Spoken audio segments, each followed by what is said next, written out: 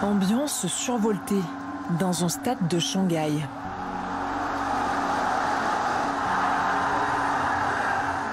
Ces images rappellent celles des concerts de la vie d'avant. Mais elles n'ont que quelques jours. Filmées à l'occasion de la finale d'une compétition de e-sport.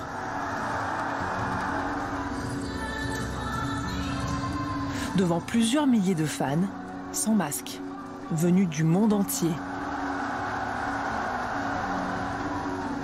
Alors que la deuxième vague déferle sur la planète, la Chine envoie un message triomphal. Celui d'avoir terrassé le coronavirus.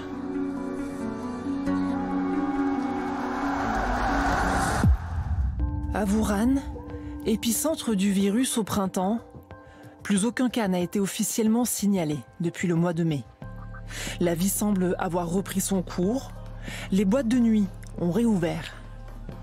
Ici, on danse, sans masque, dans des salles bondées. On est resté tellement longtemps enfermés, trop hâte de sortir à nouveau. C'est terminé les masques, aujourd'hui on les met à la poubelle. En Chine, l'économie aussi s'est relevée d'un seul coup. Le PIB a bondi au troisième trimestre à 4,9%.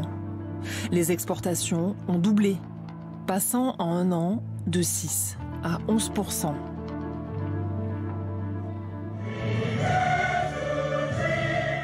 L'Empire du Milieu et son insolente réussite. Ce week-end, c'est en visioconférence que s'est noué le plus important accord de libre-échange de l'histoire.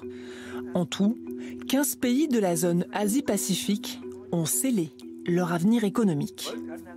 Parmi eux, on retrouve le Japon, la Corée du Sud, l'Australie ou encore la Nouvelle-Zélande. Tous désormais partenaires privilégiés du géant chinois.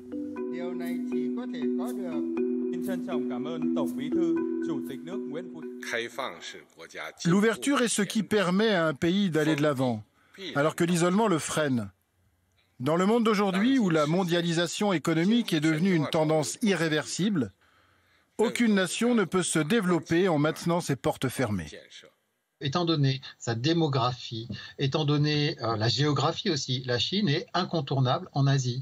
Et donc, finalement, ses voisins prennent acte du fait que, pour eux, il est incontournable d'essayer d'avoir des meilleures conditions pour commercer plus facilement avec la Chine. Il y a un peu une sorte de concurrence entre la Chine et les États-Unis pour être le leader, disons, dans la zone. Et donc, avoir réussi à signer un accord de cette ampleur pour la Chine, je pense qu'effectivement, c'est un succès. À la faveur de cet accord, la Chine se rapproche de son objectif, devenir la première puissance économique mondiale devant les États-Unis.